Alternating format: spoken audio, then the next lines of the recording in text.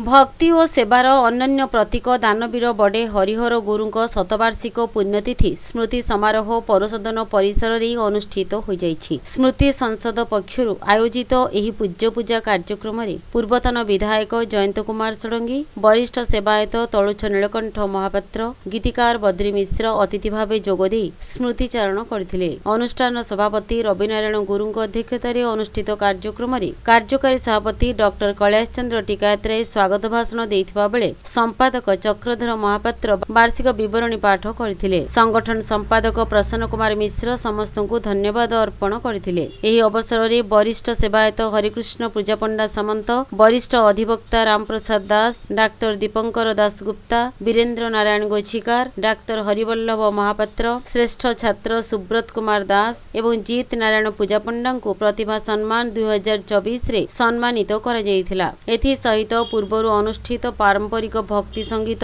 श्लोक आवृत्ति, साधारण ज्ञान, चित्रकला और क्यारम प्रतियोगितार कृति प्रतिभा मानकु पुरस्कृत करा जायथिला। अनुष्ठान जुग्म संपादक श्याम प्रकाश सेनापति मंच संयोजन रे सिद्ध महावीर संगीत परिषद, वाणीश्री संगीत एकाडेमी, नव प्रतिभा नाचघर अनुष्ठान पक्षरु सांस्कृतिक कार्यक्रम परिवेषण करा जायथिला। विशिष्ट सितार वादक अभिषेक मल्लिक सितार वादन करथिले। परिशेष रे आंदोलन थिएटर खोर्धा पक्षरु नाटक सेवक दर्पण दानवीर मंचस्थ होइथिला। जमेश्वर पूजा पंडा, सोमनाथ गुरु, सत्यनारायण गुरु, प्रेमनाथ गुरु, अमरनाथ गुरु, हरिहर गुरु, रमेश चंद्र साहू, प्रभात कुमार महांती प्रमुख परिचालन रे सहयोग करथिले।